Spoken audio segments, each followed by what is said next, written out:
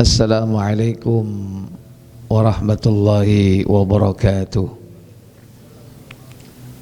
Innal hamdalillah nahmaduhu wa nasta'inuhu wa nastaghfiruh wa na'udzu billahi min sururi anfusina wa min sayyiati a'malina. Man yahdihillahu fala mudhillalah wa man yudlil fala hadiyalah. Wa ashhadu an la ilaha illallah wahdahu la syarikalah wa ashhadu anna Muhammadan abduhu wa rasuluhu la nabiyya ba'da. Allahumma salli wa sallim wa barik ala Muhammadin sallallahu alaihi wa ala alihi wa ashabihi wa man tabi'ahum bi ihsanin ila yaumiddin, amma ba'd. Ikhwatal iman, a'izzakumullah. Puja dan puji syukur kita panjatkan keharibaan Allah Jalla wa'ala yang telah melimpahkan nikmat kepada kita semua, dipertemukan kita di majelis ini dalam keadaan sehat walafiat. Semoga Allah tabaraka wa ta'ala memberikan kita nikmat istiqamah, istiqamah di dalam keimanan yang lurus, istiqamah di dalam amal saleh. Terlebih di bulan yang berkah ini, kita harapkan kita tetap istiqamah di dalam menghidupkan malam-malam yang 10 di 10 terakhir di bulan yang berkah, yakni Ramadan. Semoga Allah tabaraka wa ta'ala memberikan kesempatan kita memperoleh malam kemuliaan. Itulah malam Lailatul Qadar, malam yang lebih baik dari 1000 bulan. Tak lupa salawat dan salam selalu tetap terlimpah kepada junjungan kita Nabi besar Muhammad sallallahu alaihi wasallam beserta seluruh keluarga dan keturunan beliau, para sahabat beliau radhiyallahu ta'ala anhum jami'a, dan kepada seluruh pengikut-pengikutnya yang setia hingga tibanya hari kiamat. Ikhwatal iman, Bapak Ibu, saudara-saudari yang dirahmati Allah, sore ini kita akan mempelajari satu topik pembahasan menjelang berbuka sebagaimana yang telah ditetapkan oleh panitia, yakni tentang adanya azab dan nikmat kubur. Cuman di sini dikasih judul jeritan alam kubur. Ya, judulnya aja ngeri ya. Jangan sampai kita menjerit-jerit di sana. Berarti kita berdoa kepada Allah supaya tidak disiksa di alam kubur. Bapak Ibu, saudara-saudari sekalian, yang perlu difahami bahwa alam kubur juga disebut dengan alamul barzakh. Barzakh itu disebutkan di dalam Al-Quran di surah 23 surah Al-Mu'minun pada ayat yang ke-100. Di situ diartikan sebagai dinding, batas yang tidak akan bisa ditembus, baik melanjutkan perjalanan sesudahnya atau kembali kepada kehidupan sebelumnya.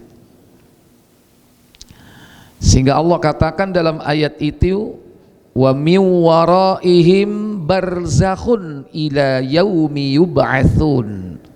Apa kata Allah?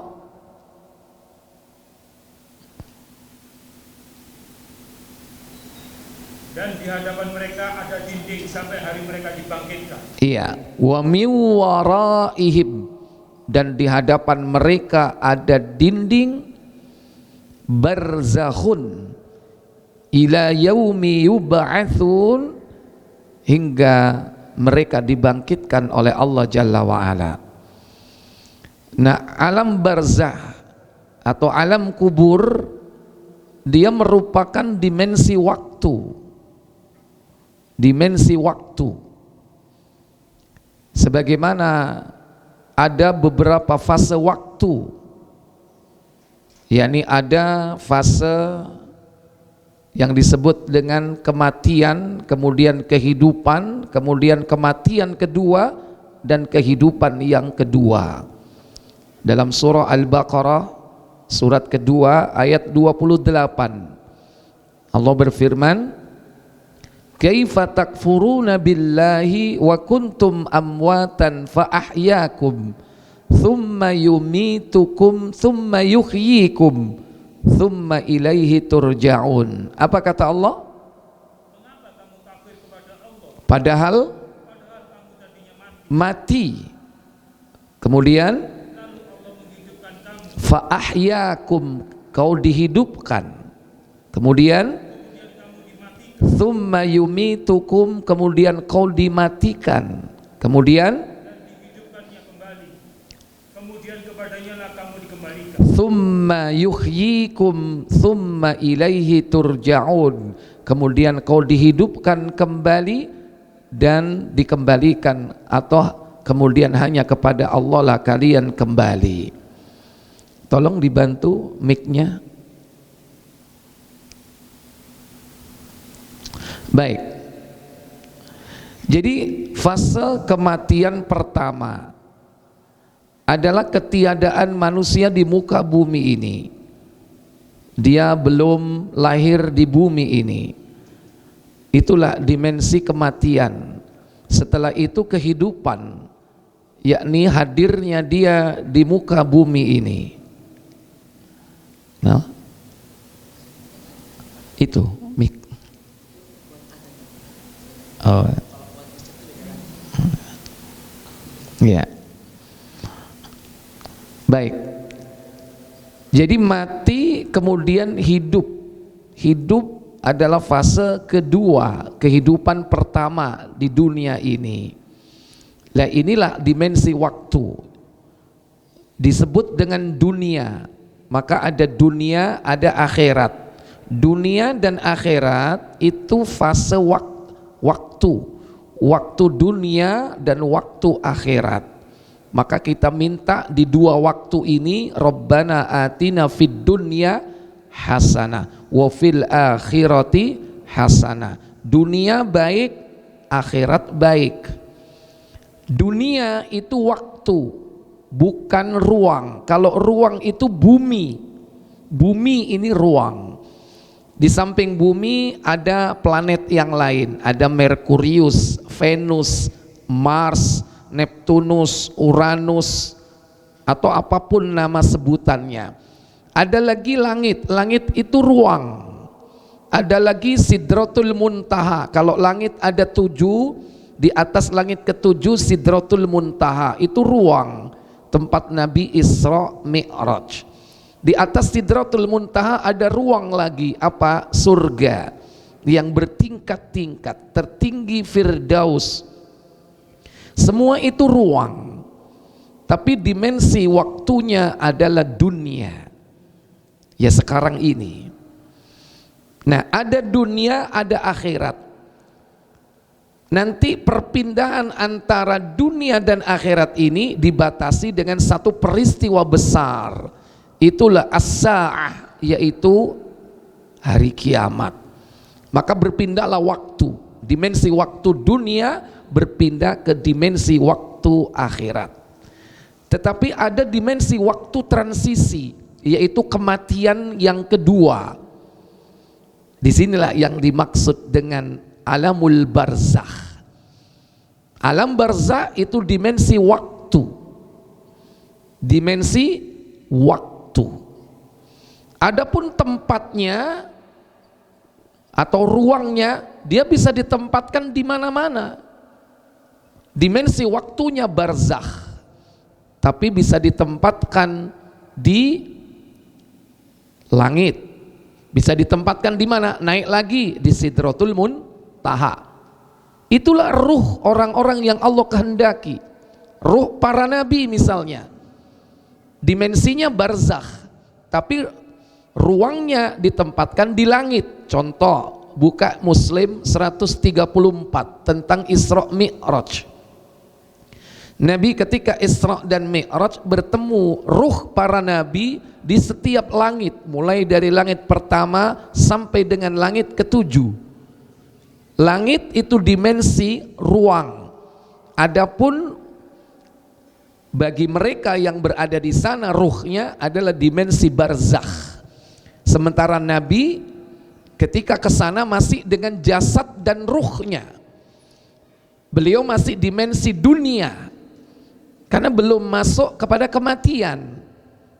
134, silakan baca. Iya. Dari Anas bin Malik radhiyallahu an, katanya Rasulullah SAW bersabda, Jibril membawakan kepadaku seekor buraq. Apa itu?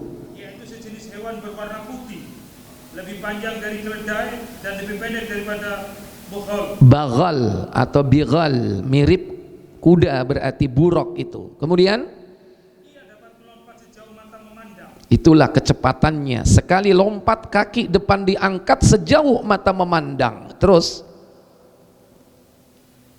Hewan itu lalu kutunggangi sampai ke Baitul Maqdis. itulah Isra. Minal Masjidil Haram ilal Masjidil Aqsa. Kemudian Sampai di sana hewan itu kutambatkan di tambatan yang biasa digunakan para nabi. Kemudian aku masuk ke dalam masjid dan sholat di situ 2 rakaat. itulah sholat tahiyatul masjid. Karena Rasul sudah melaksanakan sholat. Nah, beliau sholat di Masjidil Aqsa 2 rakaat tahiyatul masjid. Setelah itu Setelah aku keluar, Jibril datang membawa 2 buah bejana. apa 2 bejana tersebut?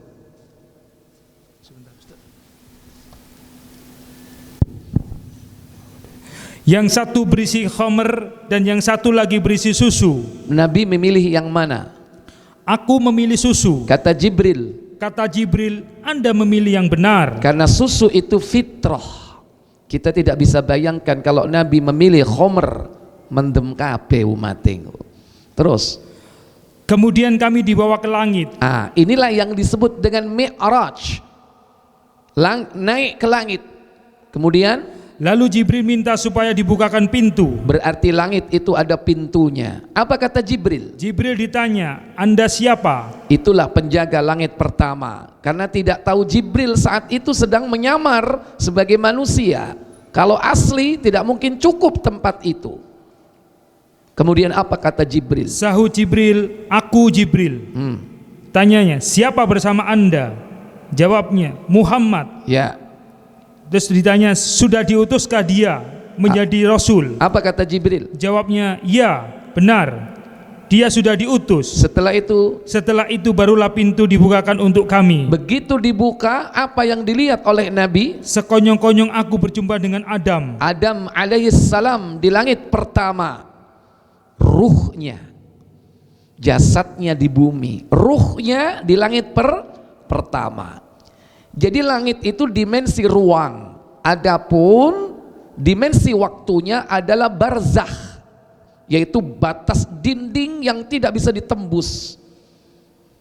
Ibarat dia diblok, tidak bisa kemana-mana. Sebagaimana ayat tadi surah Al-Mu'minun ayat 100, wa min waraihim barzakhun ila yaumi yub'atsun, dan di hadapan mereka ada barzakh, dinding sampai hari di mana dia dibangkitkan. Dia tidak bisa mendahului ke alam kehidupan akhirat karena ada batasnya, barzakh.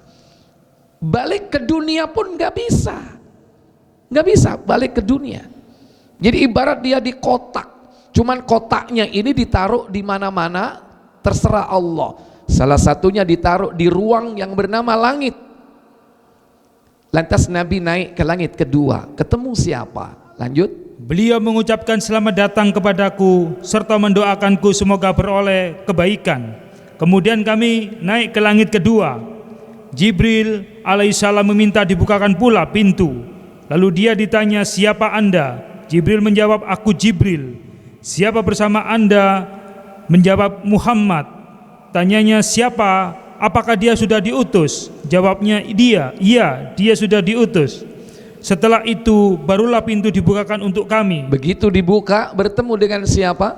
Tiba-tiba aku bertemu dengan dua orang anak pamanku, Dua nabi yang bersaudara. Siapa dia? yaitu Isa anak Maryam dan Yahya bin Zakaria alaihi salam. Ternyata Nabi Yahya bin Zakaria berada di langit kedua bersama Nabi Isa alaihi salam. Tapi bedanya kalau Yahya sudah mati, di sana ruhnya, jasadnya di bumi. Tapi kalau Nabi Isa jasad dan ruh, karena Nabi Isa diangkat dan belum diturunkan. Beliau belum mati, sekarang berada di langit kedua. Nanti saatnya akan diturunkan di akhir zaman, setelah tanda-tanda kiamat mulai tampak, yaitu setelah munculnya Dajjal. Nabi Isa akan diturunkan di Menara Putih, yaitu di Masjid Jami Umawi di sebelah timur Damsik atau Damaskus, untuk membawa misi menegakkan keadilan di akhir zaman. Jadi Nabi kita Muhammad bertemu Nabi itu, yakni yang sudah meninggal adalah ruhnya di langit, dimensi waktunya barzakh, adapun ruangnya kadang di langit. Baik, hadis itu panjang. Intinya di langit ketiga Nabi bertemu dengan Nabi Yusuf, di langit keempat bertemu dengan Nabi Idris, di langit kelima bertemu dengan Nabi Harun, di langit keenam bertemu dengan Nabi Musa, di langit ketujuh bertemu dengan Nabiullah Ibrahim alaihi salatu wassalam. Mereka sudah mati semua, jasadnya di bumi, dan jasad mereka utuh sebagaimana riwayat dalam Sahih Abu Dawud. Kata Nabi, innallaha harrama 'alal ardi an ta'kulal jasadal anbiya. Sesungguhnya Allah mengharamkan atas bumi memakan jasadnya para nabi. Bayangkan betapa banyak jasad para nabi di muka bumi ini. 124.000 nabi selain Nabi Isa yang masih hidup, dan juga Nabi Idris yang jasadnya ada di langit karena beliau diangkat sebelum wafatnya dan wafat di langit keempat. Adapun nabi-nabi yang lain jasad mereka di bumi ini, termasuk Nabi kita Muhammad sallallahu alaihi wasallam. Jadi dimensi barzah adalah dimensi waktu, adapun ruangnya bisa ditempatkan di langit, bahkan bisa ditempatkan di Sidratul Muntaha. Siapa contohnya? Yaitu ruh yang disebutkan dalam riwayat Muslim, ruh orang mukmin. Baca Muslim nomor 2448 2448, judulnya ruh harum dan ruh busuk.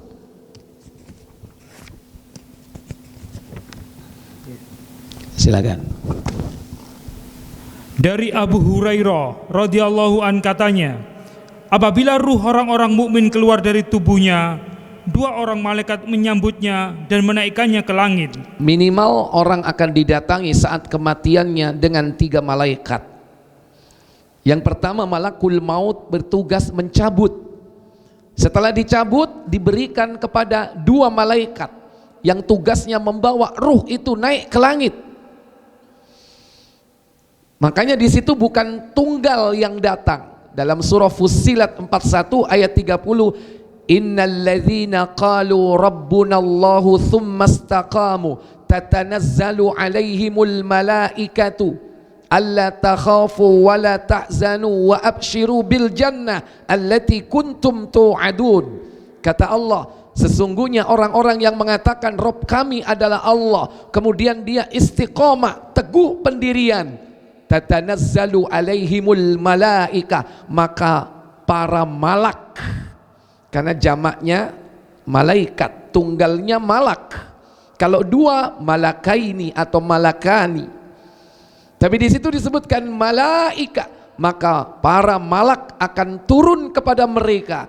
Paling tidak di situ ada malakul maut yang mencabut nyawanya, dan setelah itu diberikan kepada 2 orang malaikat menyambut ruh itu dan membawanya ke atas langit. Dalam riwayat dipersiapkan kafannya. Yang ahli surga diambil kafan dari surga, yang ahli neraka diambilkan kafan dari neraka. Coba diulangi lagi. Apabila ruh orang-orang mukmin keluar dari tubuhnya, 2 orang malaikat menyambutnya dan menaikkannya ke langit. Kata Hamad, karena baunya harum seperti kasturi. Iya. Kata penduduk langit. Kata penduduk langit. Siapa penduduk langit? Malaikat. Mulai dari langit pertama, kedua, ketiga, lewat. Terus kata penduduk langit apa? Kata penduduk langit, ruh yang baik datang dari bumi. Sallallahu alaika, semoga Allah melimpahkan kebahagiaan kepadamu dan kepada tubuh tempat engkau bersemayam. Bahkan malaikat yang ada di langit itu mendoakan ruh itu, sallallahu alaik, semoga Allah melimpahkan keberkahan atasmu, atas kau wahai ruh, dan juga tubuhmu tempat kau bersemayam, padahal tubuhnya di bumi. Kemudian lalu ruh itu dibawa ke hadapan Rabbnya Azza wa Jalla. Kemudian Allah berfirman, bawalah dia ke Sidratul Muntaha dan biarkan di sana hingga hari kiamat. Ingat, Sidratul Muntaha adalah salah satu tempat di mana ruh yang Allah kehendaki berada di sana. Kata Nabi SAW bersabda, Allah katakan bawa dia ke Sidratul Muntaha. Di atas langit ke-7 posisi Sidratul Muntaha itu. Di sana ketika Nabi menerima perintah salat fardu 5 waktu, mendapati pohon yang besar, daunnya besar, buahnya besar, dan berubah-ubah warnanya. Kata beliau, aku tidak sanggup membayangkan betapa indahnya. Kalau ruh sudah di sana, pengen balik nang Mojokerto enggak? Halo? Kalau sudah di Sidratul Muntaha, ruh itu ditempatkan, pengen balik ke Suko enggak? Laopo? Enggak akan pernah balik dia. Ini contoh dimensi ruang Sidratul Muntaha. Akan tetapi dimensi waktunya barzakh, dia nggak bisa kemana-mana. Tapi sekalipun dia dibatasi, dia ditempatkan di tempat yang Allah kehendaki. Bahkan ada ruh yang lebih tinggi dari itu, yaitu ruh para syuhada, orang-orang yang mati syahid. Di mana ruhnya? Ditempatkan di perut burung hijau. Yang burung hijau itu setiap pagi terbang keliling surga mencari makan buah-buahan. Maka ruh itu merasakan kenikmatan. Itulah ruh para syuhada. Buka tafsir Ibnu Katsir surah Al-Baqarah ayat 154. Itu ada yang manual Pak, tafsir hijau, pustaka Imam Syafi'i. Yang digital antum buka, yang lain tolong dibukakan itu. Jilid pertama warna hijau, pustaka Imam Syafi'i itu. Jilid 1 surat Al-Baqarah. Ya. Ayat 154. وَلَا تَقُولُوا لِمَنْ يُقْتَلُ فِي سَبِيلِ اللَّهِ أَمْوَاتٌ بَلْ أَحْيَاءٌ وَلَكِنْ لَا تَشْعُرُونَ. Apa kata Allah? Terjemahkan. Dan janganlah kalian mengatakan terhadap orang-orang yang gugur di jalan Allah bahwa mereka itu mati. Bahkan sebenarnya mereka itu hidup, tetapi kalian tidak menyadarinya. Iya, Imam Ahmad meriwayatkan dalam musnadnya, dinukil dalam tafsir Ibnu Katsir tentang orang-orang yang diberi keutamaan, yakni ruhnya ditempatkan di surga, tapi dia nggak punya casing, Kenapa? Jasadnya di mana? Di bumi. Sementara dikasih atau dipinjami dulu, ditempatkan di mana? Di perut burung. Dan burung ini berwarna apa? Hijau. Di dunia ini ada nggak burung warna hijau? banyak. Apa ya? Cucak ijo, hobi gitu aneh. Sudah ketemu? 154. Dan janganlah kau mengatakan kepada orang yang gugur mati di jalan Allah bahwa mereka mati. Ya, yang mana yang dulu aja, nggak apa-apa. Melalui ayat ini, yaitu Al-Baqarah 154, Allah SWT memberitahukan bahwa orang-orang yang mati syahid di alam barzahnya dalam keadaan hidup, mereka diberi rezeki oleh Allah, seperti yang disebutkan di dalam hadis Sahih Muslim. Oh, Muslim ya, terus. Bahwa arwah para syuhada itu berada di dalam perut burung-burung hijau yang terbang di dalam surga kemana saja yang mereka kehendaki. Kemudian burung-burung itu hinggap di lentera-lentera yang bergantung di bawah ars. Kemudian Rabb-Mu menjenguk mereka. Dalam sekali jenguknya dia berfirman, apakah yang kalian inginkan? Mereka menjawab, wahai Rabb kami, apalagi yang kami inginkan, sedangkan Engkau telah memberi kami segala sesuatu yang belum pernah Engkau berikan kepada seorang pun di antara makhluk-Mu. Iya, itulah yang terjadi kepada ruh tersebut. Dia diminta untuk meminta satu permintaan saja katanya. Ayo kau minta apa? Kata ruh tersebut, apalagi wahai Allah yang aku inginkan, sementara kau telah memberikan nikmat yang tidak diberikan kepada yang lain. Tapi Allah terus dedes, apa dedes itu? Mendesak. Ayo minta satu aja permintaan. Akhirnya dia terpaksa meminta satu permintaan. Apa yang diminta? Lanjut. Kemudian mengulangi hal itu terhadap mereka, manakala mereka didesak terus dan tidak ada jalan lain kecuali mengemukakan permintaannya. Akhirnya mereka berkata, kami menginginkan agar Engkau mengembalikan kami ke dalam kehidupan di dunia, lalu kami akan berperang lagi di jalan-Mu hingga kami gugur lagi karena membela Engkau. Mengingat mereka telah merasakan pahala dari mati syahid yang tak terperikan. Maka Tuhan berfirman, sesungguhnya aku telah memastikan bahwa mereka tidak dapat kembali lagi ke dunia sesudah mereka mati. Iya. Jangankan orang-orang yang mati biasa, sekalipun dia husnul khotimah, orang yang mati syahid yang memiliki keutamaan yang luar biasa, ada 6 keutamaan orang mati syahid itu. Dalam hadis Tirmidzi nomor 1663, pertama, diampuni dosanya sedak tetes darah pertama. Yang kedua, ditunjukkan tempat tinggalnya di surga. Yang ketiga, dibebaskan dari siksa kubur dan al-faza, ketakutan di hari kiamat. Ya, udah ketemu? 1663. Udah ketemu? Ya, baik, coba dibaca. Dari Al-Mikdam bin Ma'di Karib, ia berkata, Rasulullah SAW bersabda, bagi orang yang mati syahid itu di sisi Allah ada 6 balasan. 1. Diampuni baginya dosa-dosanya sejak pertama kali cucuran darahnya keluar. Yang kedua, ia akan melihat tempatnya di surga.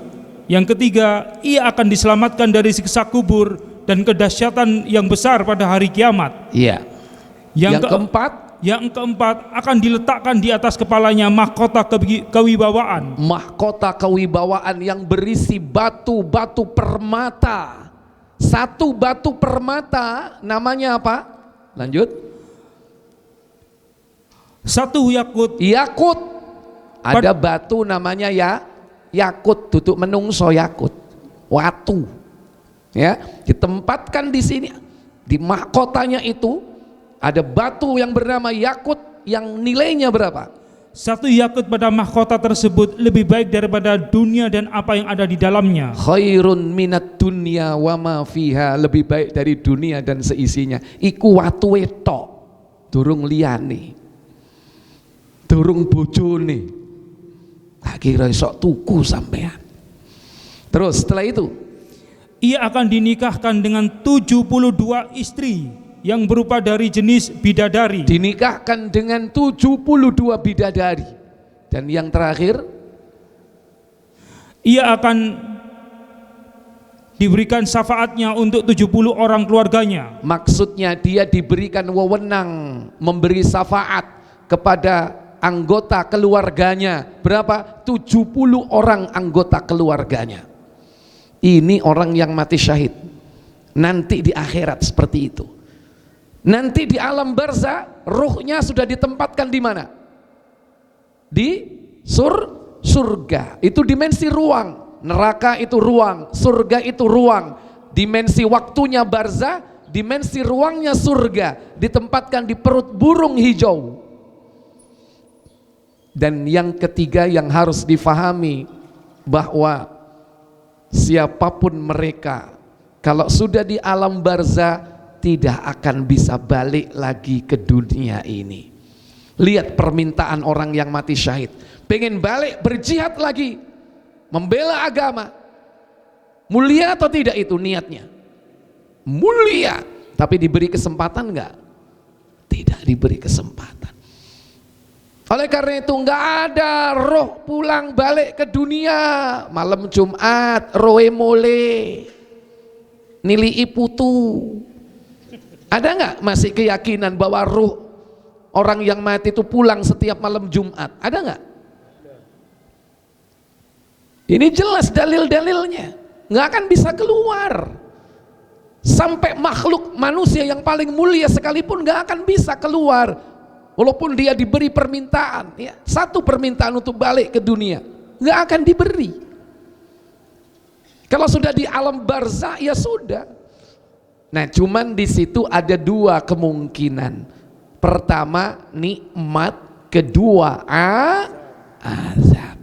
Kalau nikmat seperti ini enak. Kalau azab, masya Allah, pedih adabnya. Oleh karena itu Nabi SAW menganjurkan kita berlindung dari azab kubur. Bahkan diperintahkan kita untuk berlindung dari azab kubur itu secara preventif. Ada secara kuratif, kalau ini dalam pendekatan medis ya, ada pengobatan, ada pencegahan. Kalau pengobatan atau bukan pengobatan, cocoknya pengurangan, yaitu orang yang sudah disiksa. Orang yang sudah disiksa dikurangi. Caranya dengan apa? Dengan doa orang yang masih hidup, terutama doanya anak yang soleh. Atau dengan sedekah jariah yang dulu dia lakukan semasa dia hidup, itu bisa mengurangi siksa. Nah itu sifatnya kuratif, karena sudah kadung disiksa, karena dia melakukan sebab-sebab siksa kubur. Nah ada yang sifatnya preventif, artinya apa? Mumpung durung, sebelum kita ini meninggal, kita harus mempersiapkan diri, jangan sampai disiksa. Apa yang harus dilakukan? Ada banyak hal. Yang pertama yaitu menghindari semua bentuk-bentuk azab kubur. Apa sebab-sebab azab kubur? Seluruh dosa besar itu termasuk azab kubur. Sebab azab kubur, semua dosa besar. Minum khamr, berjudi, berzina, makan riba, sumpah palsu dan seterusnya.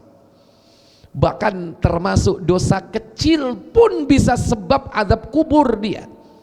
Apa? Istinja nggak bener. Istinjanya nggak bener. Jadi ketika setelah pipis dia cebok, dia istinja tidak benar-benar bersih, sehingga apa? Tubuhnya terkena najis, pakaiannya terkena najis. Itu sebab orang disiksa di alam kuburnya. Nah semua itu harus dihindari. Ini cara supaya menghindarinya. Yang kedua yaitu dengan amalan-amalan yang dipersiapkan untuk mencegah azab kubur. Apa itu? Mengamalkan bacaan surah Al-Muluk, dibaca setiap malam surah Tabarok, karena dia disebut dengan Al-Mani'ah. Al-Mani'ah yaitu pencegah. Yang ketiga, berdoa kepada Allah. Sebagaimana Nabi mengajarkan dalam riwayat Muslim, buka Muslim nomor 545 dari Abu Hurairah. Semoga Bapak Ibu sudah hafal doanya ya. Karena ini dibaca sebelum kita ucapkan salam, setelah kita membaca tasyahud. Berarti setiap hari minimal 5 kali kita membaca, minimal ya, minimal. Kalau kita setiap sholat, baik sholat fardu maupun sunnah, berarti lebih dari 5. Silakan 545. Dari Abu Hurairah radhiyallahu an, katanya Rasulullah SAW bersabda, apa sabdanya? apabila kamu tasyahud, maka berlindunglah kepada Allah dari 4 macam perkara. Idza tashahhada ahadukum falyasta'id billahi min 4. Apabila setelah kau bertasyahud, hendaklah kau minta kepada Allah perlindungan dari 4 perkara. Lantas Nabi membaca doanya. Apa itu? Kemudian beliau membaca, Allahumma inni a'udzubika min azabin jahannam wa min azabil qabri wa min fitnatil mahya wal mamat wa min syarri fitnatil masihid dajjal. Allahumma inni a'udzubika min azabi jahannam. Wahai Allah, aku berlindung kepada Engkau dari azab atau siksa jahannam. Wa min azabil qabri, dan juga dari siksa kubur. Wa min fitnatil mahya wal mamat, yang ketiga, dan dari fitnah kehidupan dan kematian. Wa min, dan yang keempat, wa min syarri fitnatil masihid dajjal, dan juga dari fitnah munculnya keburukan dajjal. Nah, salah satunya adalah yakni azab kubur. Ketika Rasulullah memakamkan jenazah seorang sahabat Ansor, beliau duduk mengelilingi kuburan tersebut. Lantas Nabi memberikan nasihat kepada sahabat. Apa isi nasihatnya? Buka Abu Dawud nomor 4753, 4753. Riwayat Al-Bara bin Azib. Ini hadis ini banyak disampaikan dalam kitab-kitab para ulama dan juga para asatid, para masyayikh ya, selalu menyampaikan hadis ini berkaitan dengan yakni nikmat dan azab kubur. Disitulah nanti malaikat akan bertanya tentang 3 perkara. Setiap orang nanti akan ditanya tentang hal itu. Dan orang kalau sudah berada di alam kubur setelah kematiannya, atau saya katakan malam pertama dia di alam kubur, dibagi menjadi 3 kelompok. Pertama mukmin, kedua kafir, ketiga munafik. Hanya 3 kelompok besar ini pembagian orang yang berada di alam barzah. Yang dapat siksa 2, kafir dan munafik. Adapun yang dapat nikmat cuma orang-orang mukmin. Orang mukmin ini disifati dengan kemudahan dari Allah, mampu menjawab pertanyaan 2 malaikat. Baik, silakan. Dari Al-Bara bin Azib, ia berkata, apa katanya? kami bersama Rasulullah SAW pernah mengiringi jenazah seorang yang berasal dari kalangan Ansor. Kemudian kami tiba di pemakaman. Setelah dimakamkan, beliau duduk di sisi kuburan dan kami mengelilingi beliau. Kami diam, tidak bergerak, seakan-akan di atas kepala kami ada seekor burung. Saat itu Rasulullah SAW memegang sebatang kayu. Kemudian beliau mengangkat kepalanya dan berkata, mintalah perlindungan kepada Allah SWT dari azab siksa kubur. Nabi mengatakan, ista'idzu billahi min azabil qabri. Mintalah kalian perlindungan dari azab kubur. Apa kata sahabat? Rasulullah mengulangi pernyataannya hingga 3 kali. Ketika mayit mendengar suara sandal orang-orang yang meninggalkan areal pemakaman. Baik, di riwayat ini para sahabat tidak membalas ya. Dalam riwayat yang lain mereka langsung mengatakan a'udzubillah min adzabil qabri. Aku berlindung kepada Allah dari azab kubur. Ketika Rasul menyampaikan berlindunglah dari azab kubur, kemudian para sahabat mengatakan kalimat tersebut. Dalam riwayat ini langsung Nabi menjelaskan semuanya. Apa ketika mayat setelah dikuburkan, orang-orang meninggalkan tempat pemakaman tersebut, apa yang terjadi? Ia akan ditanya, siapa Robmu? Man rabbuka? Apa agamamu? Wa ma dinuk? Dan siapakah nabimu? Wa man nabiyuk? Dalam riwayat lain disebutkan dengan redaksi, datanglah dua malaikat dan mendudukkannya. Siapa dua malaikat itu? Keduanya Sebentar, siapa dua malaikat itu Bapak Ibu? Mungkar dan Nakir. Sudah kenal nggak sama dia? Sudah kenal nggak? Hah? Belum. Cuman kenal nama. Belum pernah lihat profilnya. Minimal sedikit lah tentang profilnya. Buka Tirmizi 1071, Tirmizi 1071, sedikit mengenal profil atau sifat dari Mungkar dan Nakir.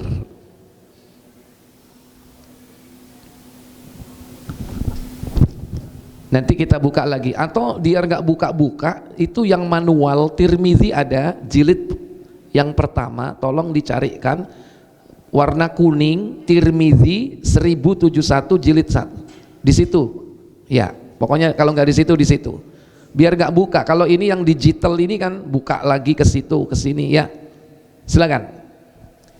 Dari Abu Hurairah, ia berkata, Rasulullah SAW bersabda, apabila mayit telah dikuburkan, atau beliau bersabda, salah satu di antaramu dikuburkan, maka datanglah dua malaikat yang hitam dan biru. Yang hitam dan biru. Berarti warnanya wis seru. Apa? Hitam, biru, Hah? biru. Ya, disebutkan di sini yakni aswadani azraqani. Aswadani azraqani, hitam dan biru. Ulama kemudian ada yang menjelaskan bukan hitam dan biru, tapi hitam kebiru-biruan. Berarti minimal tahu kan? Jadi nek kepethuk makhluk sing koyok ngono, mungkar nggih. Kan wis kenal kan? Salah satunya siapa namanya? Salah satunya bernama Mungkar dan yang keduanya Nakir. Terus Kedua malaikat itu berkata, apa yang kamu katakan tentang lelaki ini? dalam riwayat ini, yaitu riwayat Abu Hurairah, pertanyaannya cuma satu, artinya itu mewakili. Tapi sebetulnya pertanyaan bakunya yaitu tiga, tentang Allah, tentang Rasul, tentang agama. Man rabbuka, wa man nabiyuka, wa ma dinuk. 3 pertanyaan standarnya ini. Di Tirmizi disebut cuma satu, tentang Nabi. Baik, kembali ke Abu Dawud. Orang mukmin.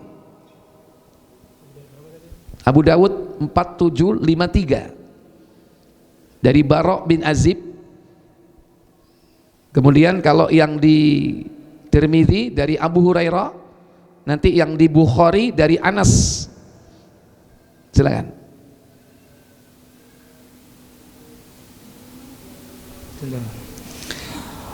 Rasulullah mengulangi pernyataannya hingga 3 kali. Ketika mayit mendengar suara sandal orang-orang meninggalkan areal pemakaman. Jadi yang terdengar suara apa? Sandal, cuman terompah. Selain dari itu nggak akan bisa didengar. HP ini sing ngeterno muni, kerungu nggak mayite? Halo? Enggak. Lantas kadang dengan dalil ini ada orang apa? Mentalkin. Sudah dikubur, Pak Mutin teko, mayit, sira bakal ditakoni, man rabbuka sapa pangeranmu? Mongko jawaben pangeranmu Allah. Dikai bocoran. Dianggap bisa dengar. Dalilnya apa? Mendengar suara terompa atau sandal. Padahal yang terdengar suara apa? Sandalnya saja. Suara yang lain gak akan dengar. HP mumuni, gak kira krungu. Nek krungu mayite ya apa? Iki HP ini bapakku iki rek. Kenapa? Karena sandal itu tergeser dengan bumi. Karena dia menggeser bumi, terdengar. Dan menurut hadis cuman itu. Jangan kemudian dikiaskan. Berarti dengar suara orang yang di luar, di atas, lantas dikasih bocoran. talqin itu sebelum mati, bukan setelah mati ditalqin. Karena makna talqin itu menuntun, lakinu mautakum la ilaha illallah. Tuntunlah orang yang mau mati di antara kalian dengan la ilaha illallah. Tutune wis mati, wis dikubur, dituntun supaya sok jawab pertanyaane mungkar nakir, keliru. Tasih enten apa boten? Tasih enten apa boten? Endi wonge? Baik, lanjut. Dalam riwayat lain disebutkan dengan redaksi, datanglah dua malaikat dengan mendudukkannya. Kemudian keduanya bertanya, siapakah Rabbmu? Ia menjawab, Rabbku adalah Allah. Rabbi Allah. Itu jawaban orang mukmin. Terus. Kemudian keduanya bertanya lagi, apa agamamu? Wa ma dinuk? Ia menjawab, agamaku Islam. Dinil Islam, agamaku Islam. Dan pertanyaan malaikat ini bukan pelan-pelan, menggelegar, koyok bledek. Barabbuka. Wah, iku sik kono apa-apa iku. Kaget sampean? Enggak yo. Jombul. Ya, aku sing ngomong. Coba mungkar nakir. Orang mukmin dikuatkan hatinya. Makanya kita diperintah berdoa. Fasalulahu bitasbit, mintakan saudaramu apa? Keteguhan hati. Fa innahul an yus'al, karena dia sekarang sedang ditanya, kata Nabi, istaghfiru li akhikum, mintakan dia ampunan. Fasalulahu bitasbit, iku malaikat iku takok yang menggelegar. Tapi orang mukmin dikuatkan oleh Allah Jalla wa Ala. Kemudian ditanya lagi, siapakah laki-laki yang diutus kepadamu? Ia menjawab, dia adalah Rasulullah. Ya, ditanya tentang Rasul, huwa Rasulullah. Ditanya lagi apa? Ditanya lagi, apa yang kamu ketahui? Wa ma yudrik, apa yang kau ketahui? Ia menjawab, aku membaca kitab Allah. Qara'tu kitab Allah, aku membaca kitab Allah. Terus, aku mengimaninya dan amantu bih, aku mengimani kitab itu. Wasaddaqtuhu, dan aku membenarkannya. Tapi nek biyen gak tahu maca Quran, kira-kira sok jawab ngono enggak? Halo? Wong Qur'ane gak diwaca, gak kira iso jawab. Aku membaca kitab. Enggak. Maka terdengarlah suara dari langit. Apa katanya? Inilah makna firman Allah SWT. Allah SWT memantapkan orang-orang yang beriman.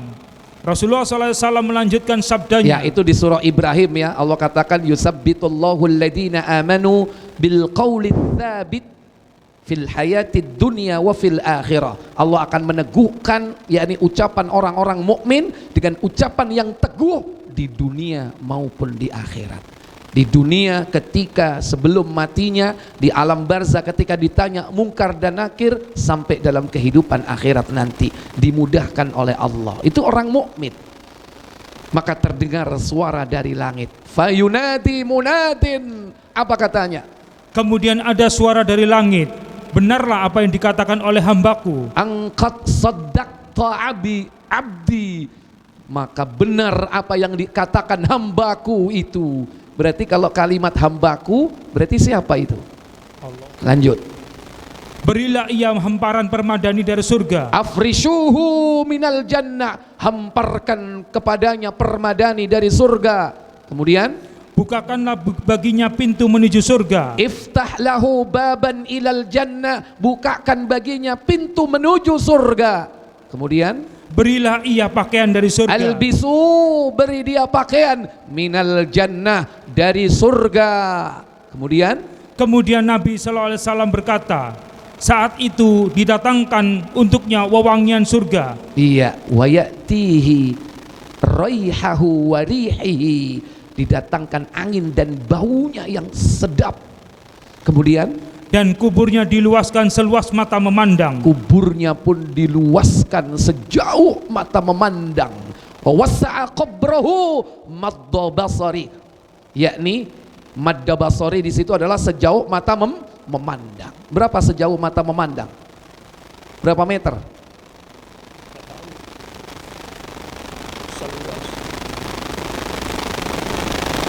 sejauh telinga mendengar. Wis adzan ta iki? Iya mendengar azan. Lah iya kan. Ya wis, ojo diterusno. Sunai dikongkon takjilul fitri, menyegerakan berbuka. Baik, insya Allah nanti dilanjutkan yang akan datang. Kita tutup dengan kafarat majelis. Subhanakallahumma wa bihamdik, asyhadu an la ilaha illa anta, astaghfiruka wa atubu ilaik. Wassalamualaikum warahmatullahi wabarakatuh.